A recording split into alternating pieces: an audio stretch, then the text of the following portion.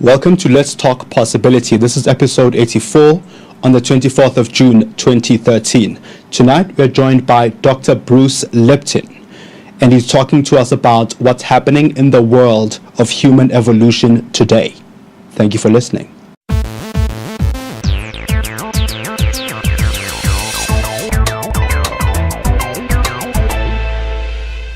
Welcome to Let's Talk Possibility, where we explore ideas and challenge thinking and inspire action.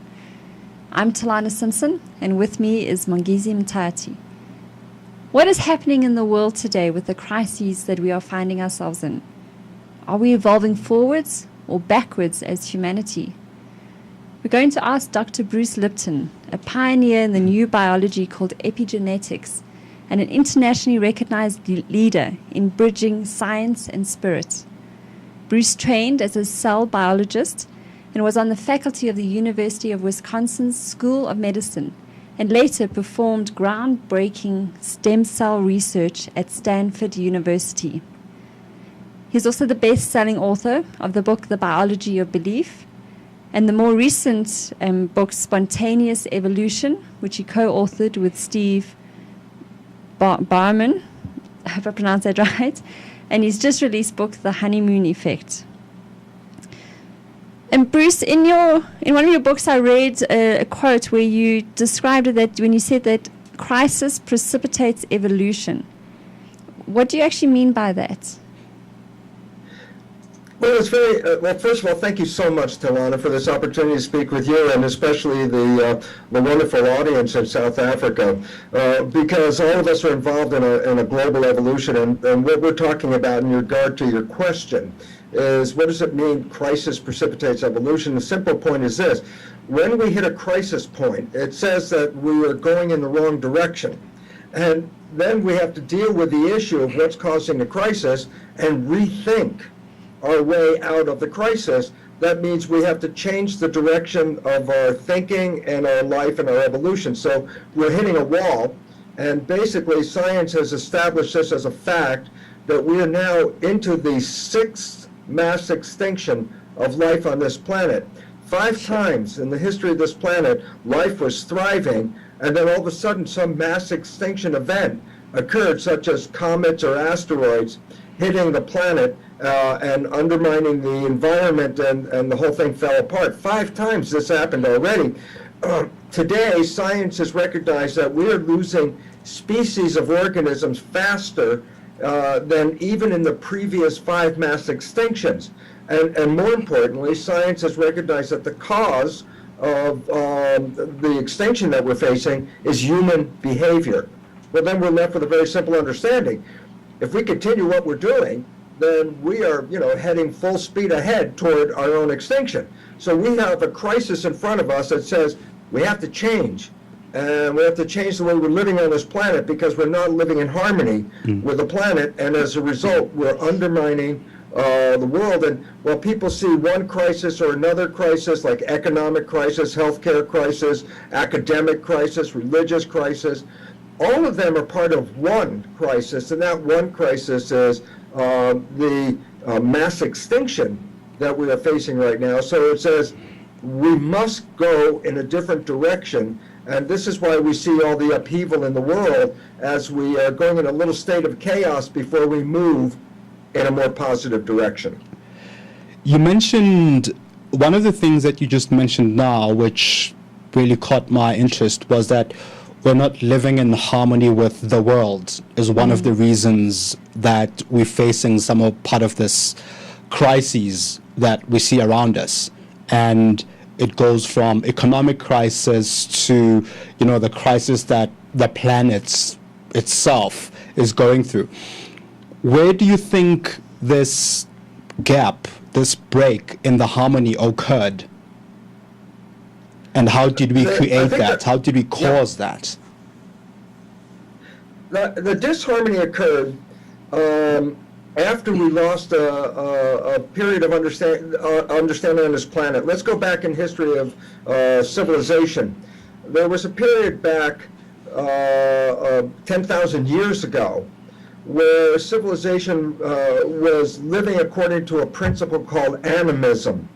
Animism is the way of life, a philosophy, a way of life of the ancient people, where they were living in harmony. In North America, we had the Native Americans, the indigenous people here, and their philosophy, which is actually the philosophy of animism, is that they were here to take care of the garden, that they were created not as a separate entity from nature, but as an element of nature, as a gardener to keep the environment in harmony, which is actually scientifically today a more accurate understanding of why we are here. But then what happened is, as we developed into religions and started creating gods, and then Judeo-Christian religion, then the story changed. We didn't get here from nature. We got here, nature was already here, according to the Genesis story, and that we were added to nature afterwards. Well, if you understand the meaning of that, it means simply this, that nature and humans are separate entities. Yes. And that we came in with some kind of belief that we're here to control nature, when that was totally wrong. The animist belief that we are part of the garden is really how we got here. And then science came in, so we don't necessarily believe in the Genesis story, a lot of us, and science came in with a story of evolution. But then I say, and here's the disconnect again, because according to the Darwinian theory of evolution, all of this is initiated by accidents of genetics, mutations, random accidents. And if we got here as a result of following random accidents, then it would say, why are we here? And you say, well, it was a whole bunch of random accidents. Yes. So basically humans, again, are not really connected to the environment because we just look at ourselves as an accident of evolution. So both Christianity and current science in the last couple of thousand years has directed us and separated us from nature. And this has been the biggest problem in the entire world. In fact, very interesting point, the real founder of the theory of evolution is not Charles Darwin. The real founder of the theory of evolution was a Frenchman by the name of Jean-Baptist Lamarck. Lamarck, in writing a theory of evolution, recognized that animals and their environment are always connected. That you don't find polar bears in the desert, and you don't find orchids in the Arctic. All the animals and all the organisms fit. And so what he saw, and he wrote this in 1809, he said that we are connected to the environment in a very lockstep interaction. And he wrote, and this is so, thinking way ahead, he said that the problems that humanity will face is that they will separate themselves from nature, and this will cause a dissolution of civilization. Well, he was absolutely correct, that we have to return back to an understanding that we didn't get here by accident. We were created in the environment through evolution to bring harmony and balance to a world. That's each organism that is on this planet didn't get here by accident.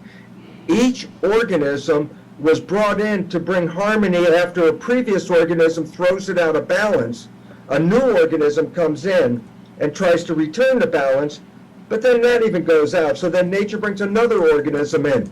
Every time nature brings an organism in, it's to create harmony and balance. Yes. But also, every time nature created a newer organism, it was more intelligent and more powerful in creating harmony and balance than the previous one. So very quickly, look where we are. We were the highest level of organism in the evolution so far as we know, and our role was so powerful to create harmony and balance. Think of what it means. If we didn't understand that we were here to bring harmony and balance, the power that we wield is so great that it actually could cause disharmony and imbalance, and lo and behold, this is where we are. We've undermined the environment when our mission was to create harmony and balance with the environment. Yes, and when we stopped taking care of the garden, as you put it, we also created the economy that we now have. An economy which is in itself in, if you will, a kind of crisis. If you look at some of the protests in Brazil, the protests in Turkey, the protests against Occupy Wall Street. Occupy Wall Street, the one the one against Monsanto. Yeah. So what interests me in all of those crises, though, is a lot of it is like in Occupy Wall Street. It's the 99% against the 1%. In Turkey, it's the public against their one leader. What is that about? Yes. How does that fit in? This is the this is the result of a world believing in Darwinian theory. And this is, now listen, when I'm antagonistic to Darwinian theory, that doesn't mean I don't believe in evolution. I'm clearly a believer in evolution, yes. But not according to the mechanism proposed in Darwinian theory. And what does that mean? I say, well, what is the essence of Darwinian theory? And it's like a competition for survival in the struggle for existence. Just listen to that again. It's a phrase out of Darwinian theory. Competition for survival in the struggle for existence. Well, the first thing it says is that life is a struggle, and you're not guaranteed anything, and that we will compete with each other to see who's going to survive. So that says we are creating a culture based where one person is always competing against another person, and how do you know if you're successful? And the answer is, how high are you on the level of the hierarchy? How powerful are you compared to those underneath? Because if the more powerful you are, according to the theory, that would say, oh, then this is really what evolution's all about. And this has been the greatest problem for a simple reason. Evolution is not based on competition. It turns out, and we're just recognizing it in the last 10 or 12 years, and science is recognizing evolution is based on cooperation. A garden, by its definition, is not a battle zone.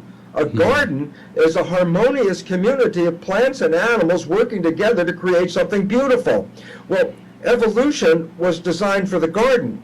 Darwinian theory is totally antagonistic. So when you build a culture that acknowledges that competition is good, beating the other person is legitimate, because that's the theory of evolution, then you have created a situation that is not survivable. We can't survive with this competition when the drive of evolution is cooperation. So we've been going in the wrong direction. And I said, well, what about the money part? Now just tie that in, and the answer is this. The money part is a game. The money that we have is not real. And I say that for this very simple reason. The value changes from day to day. So where's the reality of money when someday I say, well, the dollar is worth this much, and then tomorrow it's only worth this much? Because people are manipulating the value. Let me just tell you, there is currency in biology. There's a currency, meaning biological systems have to use energy to survive, and they store energy in the form of a molecule, which is, they actually in biology say this molecule, it's an ATP, that's abbreviation, ATP, adenosine triphosphate, they call it the coin of the realm. So biologists refer even to this ATP as the money because it's the energy. Well, guess what? 3 billion years ago, it costs, let's say, 35 ATP molecules to create a molecule of food. And guess what? 3 billion years ago, that's how much it costs. And I say, well, how many ATP does it cost today to make that molecule of food? And I say, exactly the same, 35. What's the point? Money is energy. Energy is a constant. If you can manipulate the value of the money, then you can control the power. The falling apart of the world is a reflection that our monetary system is totally destructive, and that we're going to have to build a community and start understanding the nature of community sharing and cooperation and harmony as an exchange rather than fiat or printed money. So I know you mentioned there about biology. So obviously that you brought that link in to explain the money part. But for me, there's a part of this in. So what's happening globally is that we're having a shift now. There's some the crisis is getting us to, as you were saying, to look that we need to do things in another way. And I find, like, in the work I do as a personal coach, that people only really start making changes when it affects them personally. So, for example, your health is one state. When a person's actual health is affected, that's when they usually stop and start questioning their values and their beliefs and what's going on. So likewise, I was thinking maybe in Turkey, because the riots are happening in, like, the person's street, they're now being forced to engage and look at what's going on. So is part of us, if we want to help then and be part of this change, because it's something what you're saying is we need to change our Darwinian thinking to being less competitive and more cooperative. Does it start individually? Yes, this is the issue. If you're programmed to be powerless, which we have been, we've all been programmed to lose our power, so that those in power seem like, when you look at a very powerful person, you might say, wow, where did that person get all the power that they have? And a joke, this is a joke on us, is that everyone is equally powerful unless you believe you're not. And if I program you to be a victim, then you will always be a victim. But guess what? If you're programmed to be powerless, the other person looks like they have a lot more power. The fact is, we have to get out of the program. Just a very interesting side point is there's a movie that almost everybody's seen called The Matrix. Yes. And The Matrix talks about you take a blue pill and stay in the program and go back to your life, or you take a red pill and get out of the program and create your life. This is the actual true story of what's going on. You might see the movie as science fiction, but the fact is it's essentially a documentary. It says we have all been programmed, and that we have to get out of the program, which is like a Darwinian program, that we fight, we struggle, we compete. This is a belief system that's not true, but we believe it and then we make a life based on it. The truth is, we have to get out of this and recognize each one of us is a powerful creator. And we only lose our power when we believe we don't have power, and we've been programmed by those that know to be powerless. So here's a wake-up call. Consciousness needs to wake up to make evolution work. This is not the evolution of a human body. We already evolved the human body. That's been here for 3 million years. We're not changing the human body. That's not evolution. Evolution is the community of humans. And so basically it's a repeating pattern through evolution, which we haven't noticed. And that is, when an organism is evolved, it itself doesn't get any better as an individual. What it does is it hooks up with other organisms and creates a community of organisms. So, for example, you look at your human body and say, I'm a single human organism. I look in the mirror, there's Bruce is looking back at me, a single human. I go, that's a misperception. You are actually a community of 50 trillion cells. The cells are the living entity.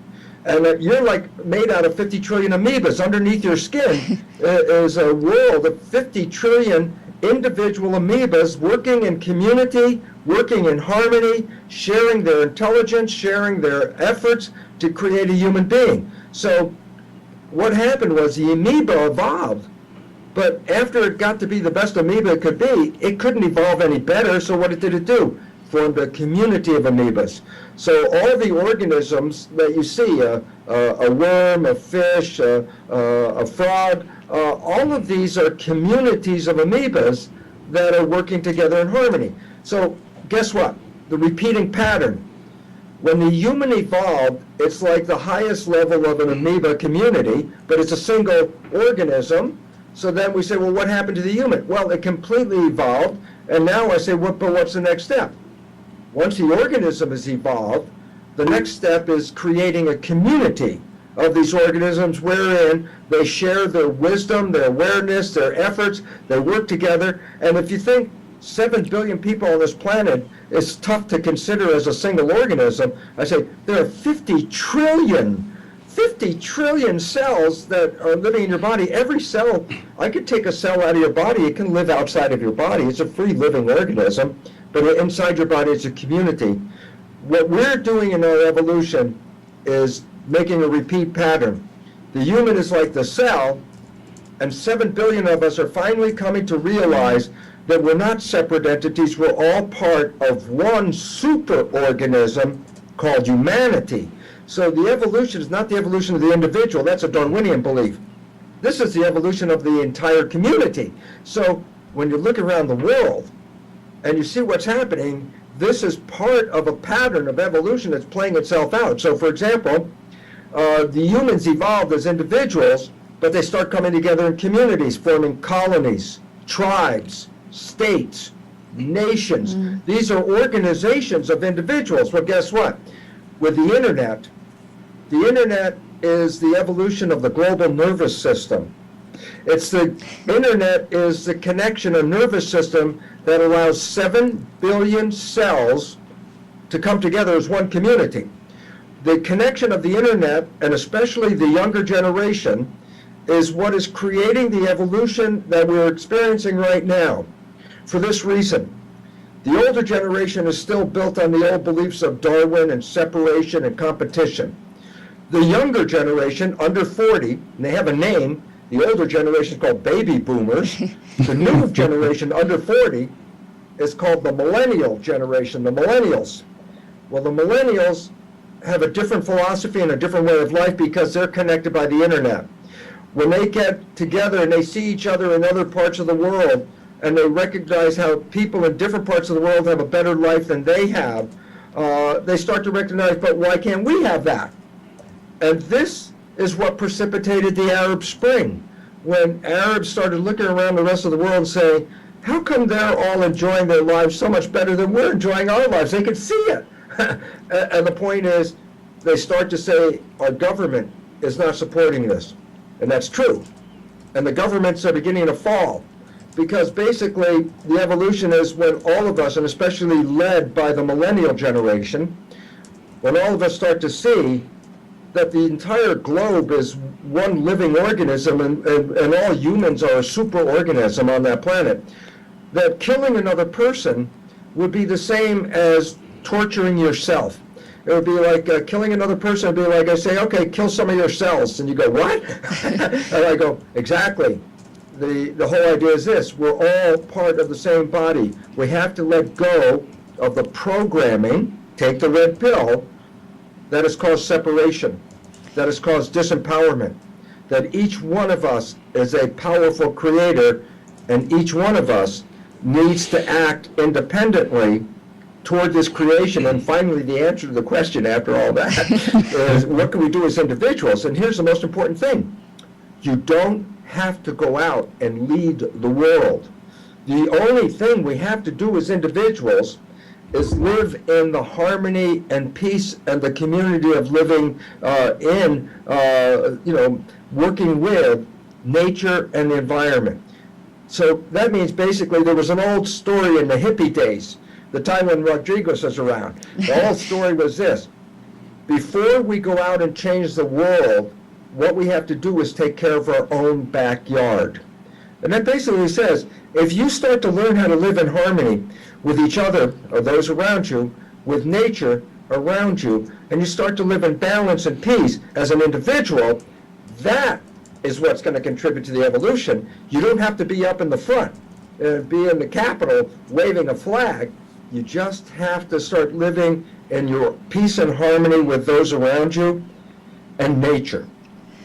Okay, so part of what you're saying is that we've been disempowered by the way we've been programmed. And I think one of the ways for me that's really come through is with our health. So if we were to if the way we can help this is to start in our own backyard, a lot of people would say, but I can't do that, or I don't have the ability to, I'm sick, I'm not well.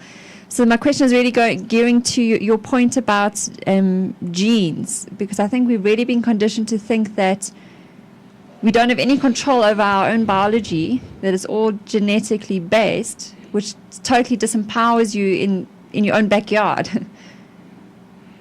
Do you have anything to say like that? Because I think Angelina Jolie is the latest example around that.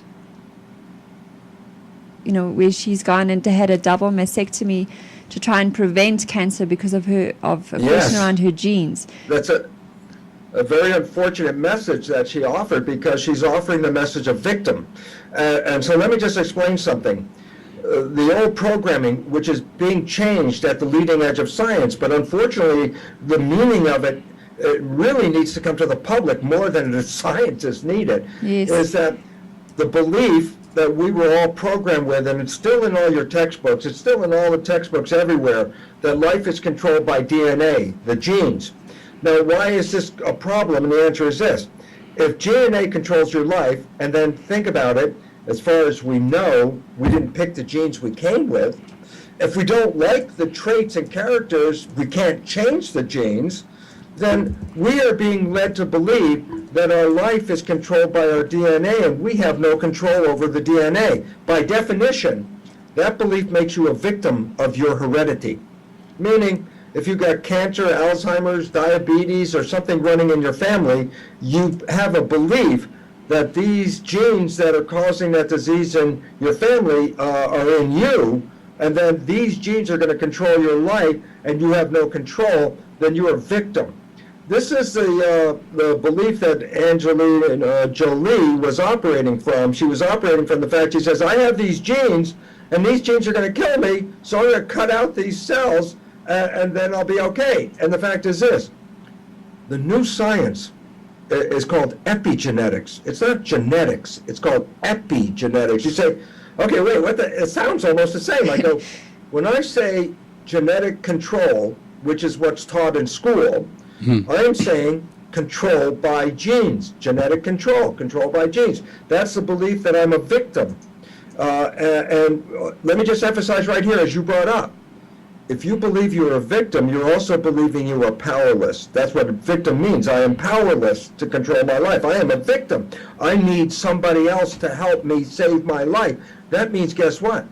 You will pay anybody tremendous amount of money to say that they can control your life, and then all of a sudden you hand over your power to them, called the medical profession. It's actually the pharmaceutical industry that is teaching us that.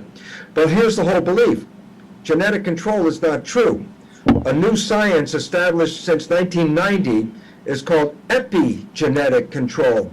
Sounds almost the same, but it's a revolution, because epi means above. So when I say epigenetic control, what I'm saying literally is control above the genes. What that really means is this.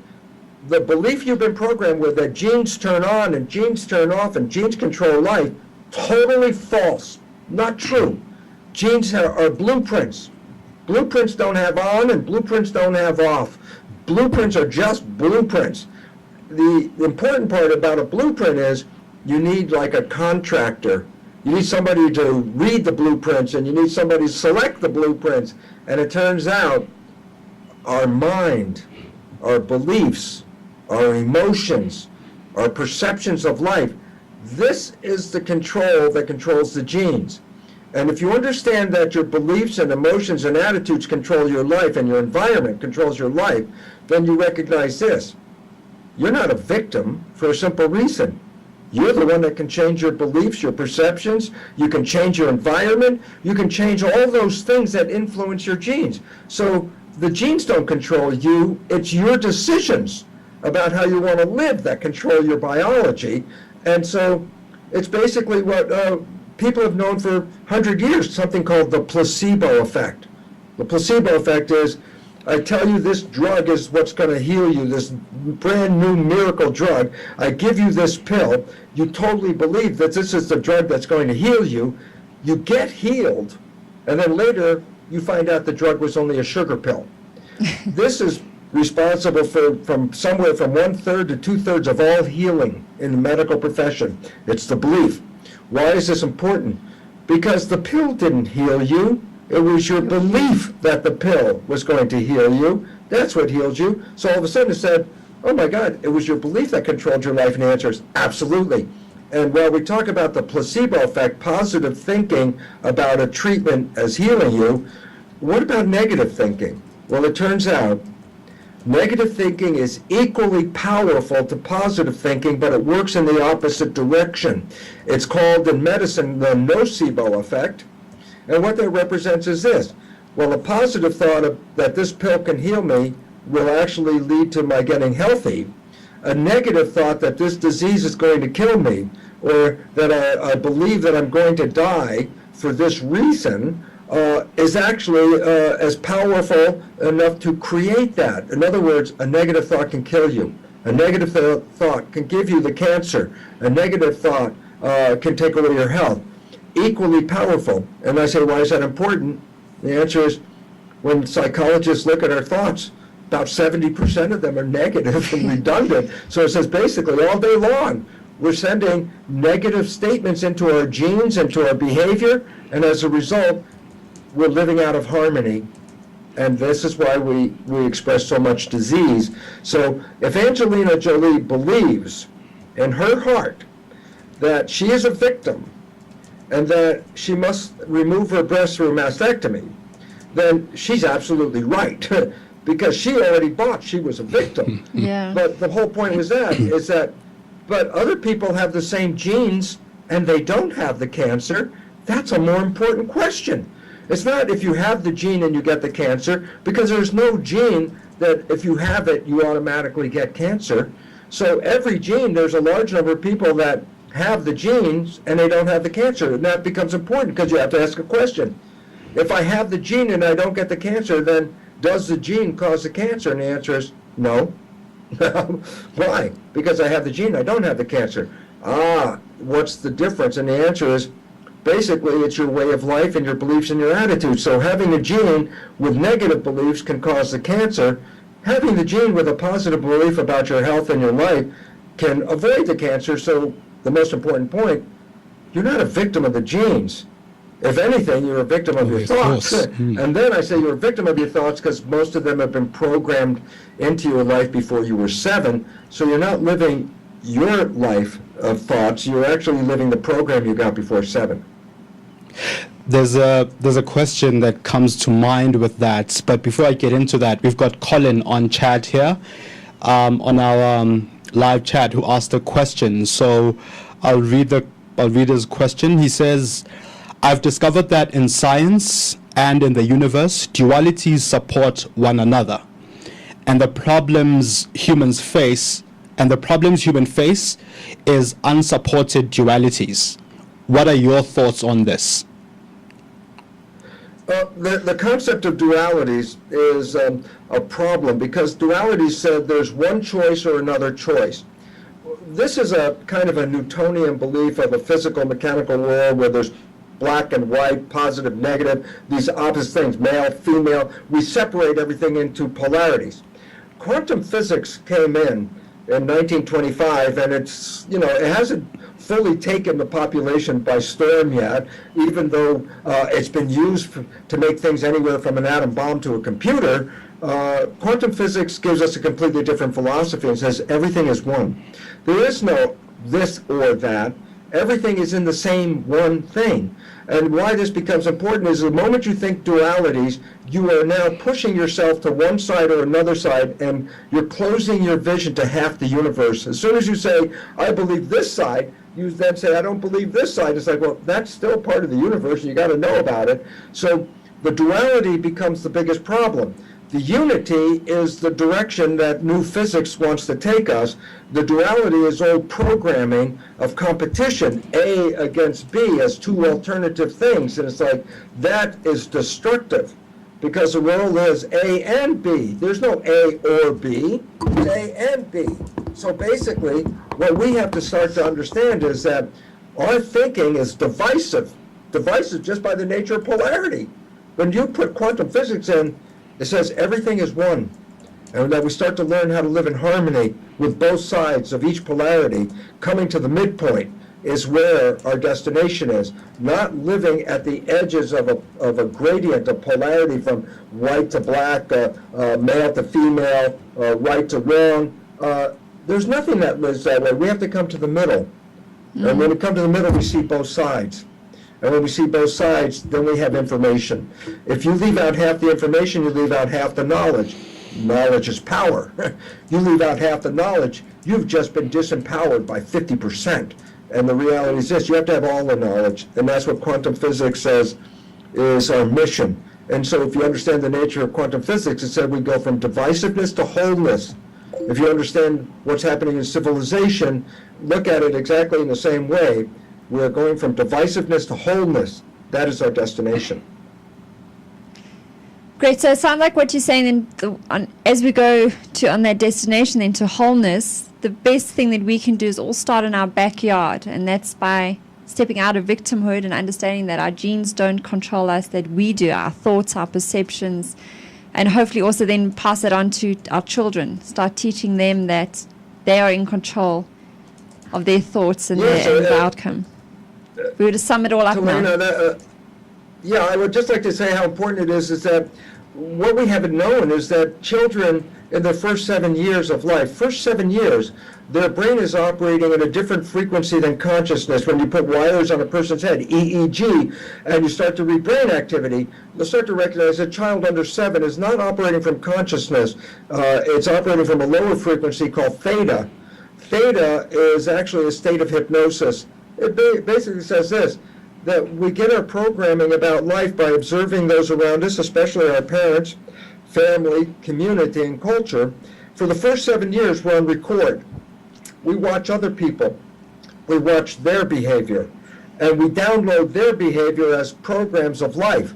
So why is this important? It says the first 7 years, you learn how to become a member of society, but you do that by incorporating other people's behavior. So you copy your parents and your family's behavior, but then remember, they copied their families and their parents' behavior. So behavior passes through a family, and a child picks it up by not being taught like a class in education. A child just picks it up by observing. It's just like a video camera. Whatever the child sees, the child records.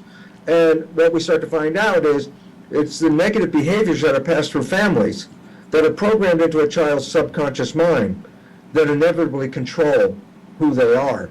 And so we have two minds, the conscious mind with wishes and desires, that what we want to make out of life. And we have a subconscious mind with programs in it, basically behaviors that came from other people.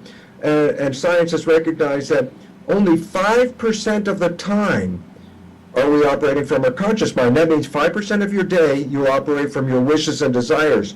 The wishes to be healthy, the wishes to be happy and to have a wonderful job and to live in a beautiful world. That's only 5% of the day. 95% of the day you are playing the habit programs, and you play them when you're not paying attention. And these habit programs are fundamentally other people's behavior. Those are the programs that the movie The Matrix was talking about. Those are the limitations. And when we get out from the limitations, we start living what the Buddhists refer to as mindfulness, living in the present moment. We change the world in which we live. And just very briefly on the way out, is to recognize my new book called The Honeymoon Effect is just really tells that whole story. It said, when you've fallen in love with somebody, deeply in love, and you've experienced that healthy glow of love and the energy of love and the joy of life and how everything is so beautiful that you change your world from whatever it was before you met that person you fell in love with. Now you fall in love with them, whatever it was before. Now it's heaven on earth. Guess what? This is not an accident or coincidence. This is a creation. That how did you create heaven on earth, and why did the honeymoon go away? It's the same thing I just said. It turns out science reveals that when you are falling in love like that, you don't default to the programs in the subconscious mind. You operate strictly in a mindful way and create from your wishes and desires. You manifest heaven. When your mind gets busy and you default to the programs, now you're living out of the program, that's when the honeymoon disappears. And that's a simple just observation that says this. Without the program, taking the red pill, what would your life be like? And I say, well, the one time you didn't work with the program, it was called when you fell in love and had the honeymoon, and you made heaven on earth. So basically it says, what would be the consequence of rewriting the limiting programs we got as children? The answer is, we will all create an expression and experience of heaven on earth. And that's what we're in the evolution of right now. Get out of the programs. It's the programs that cause hell. It's the creative spiritual desires and wishes that you have in your conscious mind that create heaven. And that if you've done this before, if you've ever fallen in love, guess what? You can do it any time you get out of the program. And that's our destination, heaven on earth. Great. Well, on that note, if you'd like to get hold of Bruce or learn more, you can go to his website, brucelipton.com, and share your views with us. Tell us what you think on our Facebook page or tweet us at LT Possibility. Next week's topic, we're talking about giving yourself a job. But until then, from me, Talana Simpson, and all of us here on Let's Talk Possibility, have a great week and go share the possibilities.